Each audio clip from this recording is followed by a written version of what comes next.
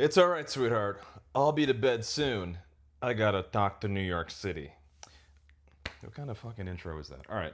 Hey guys, my name is. Why am I introducing myself? What was I bothered by? Oh, there is so much to talk about. Uh, First, I want to talk about Zohran's 4th of July address. You know, for a city, for an electorate, I think his electorate, shall we say, probably a lot of white women, probably a lot of white women from Ohio, probably a lot of white women from Ohio who bemoaned the performative nature of men. There was that, kind of news cycle in New York Magazine and the New Yorker about like, are men being performative? You know, do are men reading books that women like on trains performative? We need to talk about it. Don't you love that fucking mechanism, that format? We need to talk about it. Just like white women think they're the principles of culture. They think they are the private school principles of culture, which obviously I'm projecting because I got in trouble with my uh, private school white women principals all the time because they would give all this attention to the troubled uh, rich kids who somehow found a way to get addicted to heroin in ninth grade while their fathers made $6 million a year and they lived in a penthouse on 68th Street. They somehow still found a way to get addicted to heroin. Meanwhile, my black ass living in a 2-bedroom apartment with 8 people, uh, you know, coming to school from Harlem, after watching my stepdad almost shoot my mom's ex-boyfriend in the face because they got into a drunken argument. Hey, yo, Brick, who's this nigga? And then I got to come to school, and they're like, Kesting is having an issue. He's very upset that his father didn't let Danny go with him to St. Bart's this summer. So he's really processing that. So he's laying in the hallway addicted to heroin. We're just going to let him have that space. Meanwhile, I crack a joke. They're like, DeVal's a disobedient nigger from Harlem. Principal's office. Just so you guys know, this is where my hatred of rich white liberals comes from. I was a poor, am still, mostly, black kid from Harlem who went to this rich private school on the Upper West Side, and they just kind of were just like, oh okay, he's just like the rest of us. No, I'm not. I'm dealing with a lot of shit at home. Now I'm good, but back then I look at a younger version of myself and I see how little consideration there was for my situation, which I just kind of like shouldered. I never complained about it. I was never like, I'm not getting support. I should have. I wish I had. I'd probably be happier and healthier. But this is where my resentment of condescending, patronizing, we know better than you, rich white liberals comes from. So it's earned.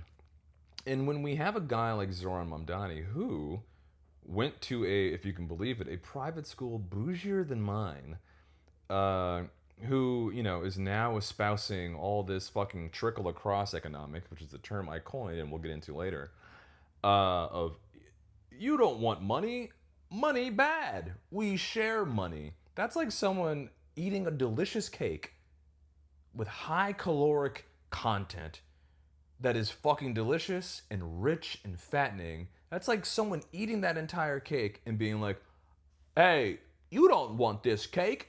It's filled of calories and sugars. You need not that. We'll find something better for us all to enjoy. Yeah, but I'd like to taste the cake first, I think. I want to taste the cake. No. I'm Zohran Mamdani. Communism good.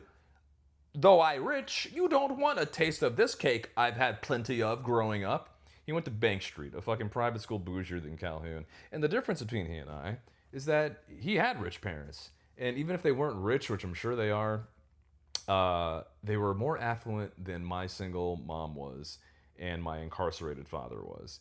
So when a guy like him comes down from the mountain and tells us we gotta, the warmth of collectivism, it's just patented, clear horseshit.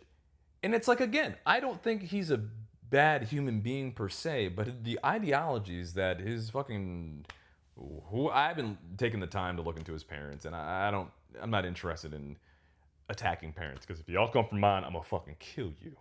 Or more importantly, my murderous father will kill you. um, so that's why I'm so dubious of this rich person socialism. If he literally, here's the difference. If Zohran Mamdani arrived on the shores of the United States on a raft with, wearing a dashiki and a staff and was just like, listen to me, I want to unite the people under a working class union to benefit all workers of the world, then I don't know what this accent is, but if he came from not a rich background, I'd be like, okay, I'll listen to this guy. But I know condescending, patronizing, arrogant, rich private school kids. I know them. My entire life I've known them. Middle school, high school, college. They always know better than you, and they're often telling you how to live and think, and they often come from means. So I would just, if he was just like a rich kid who was just like, I like money, I'd be with it. But it's just so disingenuous, and which is why I have such a resentment for his ideologies, because it does no one any favors, and it does no one any good to be mad at a man or mad at a woman or mad at a person. They were elected rightfully, or just they were elected, and that was the will of the people. Apparently, that was the will of the people who voted, who are also rich people. It's just like, am I the only one who did the reading? It's so patently obvious. In the DSA, the Democratic Socialists of America, or whatever their fucking Cobra, we are the Democratic Socialists of America! Socialism! That's my Cobra commander. It's like, I think the stats are, it's at least, and I think it's higher than this, it's at least 90% white. So these are affluent white kids who are angry at their rich upbringing, or angry at their rich moms and dads, or they're rebelling, and they find this like cute, noble cause, and they have this academic understanding of economics. And I'm not saying capitalism is perfect, and I'm not saying like we have a capitalist society that has socialist elements of it that's well documented, and yes, there should be public services, and we account for that. But this idea that capital and private property are bad comes out of a fucking cartoon from 1910 in Glastonbury or Leningrad. That just doesn't apply to the modern world. And again, capitalism has a lot of room for improvement, but I don't want to be told it's bad by kids who grew up benefiting from it. Savvy?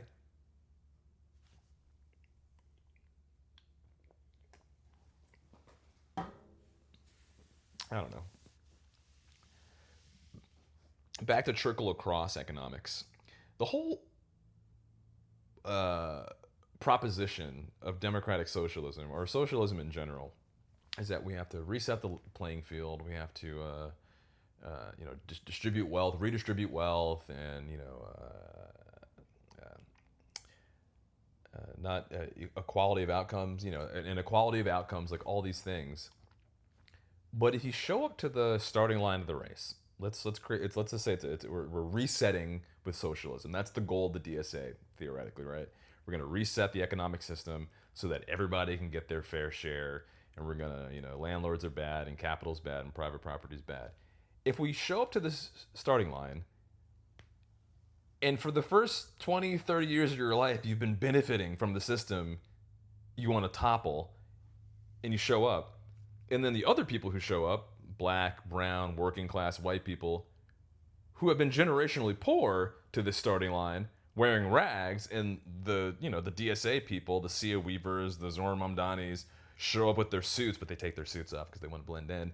They're like, okay, guys, we're equal. Let's go tackle capitalism together. It's like, hey, whoa. It don't work like that, right? That's the problem. That's trickle-across economics, where it's like, no, it's all going to be equal, but it ignores the racial and socioeconomic reality of the people who are arriving at this new world order that these people want to make us live in. So by default, it's a fucking hypocrisy. And they're really good at creating these boogeymen like billionaires, landlords, evil, without ever being specific, right? They talk about billionaires, which, sure, I've got no love for billionaires, but there's also rich people who are next to you on the train or riding on their fucking city bikes to their hybrid job that they have to show up to once a week so they can get cupcakes in office and make face and then make $175,000 a year working remotely in their underwear on their couch in Bushwick, right? Those are rich fucks. And just because they voted for Zohran Mamdani does not make them your fucking ally, all right? That's the goddamn hypocrisy, people. So they lack specificity, and it's all and it's really good. They do a really good job of it, but like that's not. I'm gonna get so many comments. I hate being right. So what are we to do about that? You know, I think there's a lot of good intent in some of the beliefs of democratic socialism. I believe in a safety net for people who need it. But instead of a $30 million, public fucking grocery store, how about hey, give some grants and loans to small business owners in the area so they can own their own economic destiny, right? How about you empower people who have been in this neighborhood to start their own businesses or fix their own homes and remain homeowners, right? Instead of a government-run $30 million grocery store that shows up in 2029, right, when Mamdani's hopefully losing to me.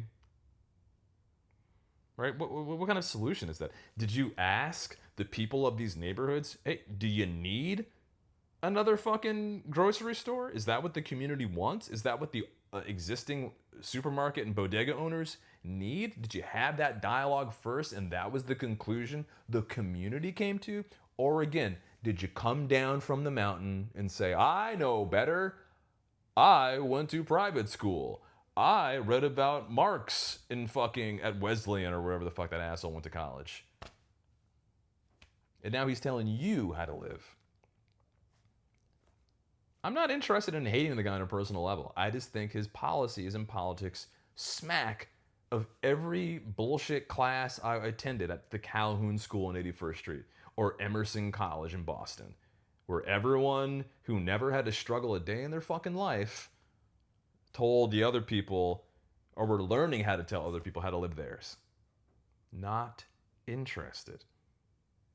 So there needs to be another path, and I'm telling you. And native New Yorkers know this, but it's arrogant, college-educated white people from the Midwest who want to launder their white guilt through Zohran Mamdani. That's what we're dealing with, and that's what we're living through, New Yorkers. Let's figure it out.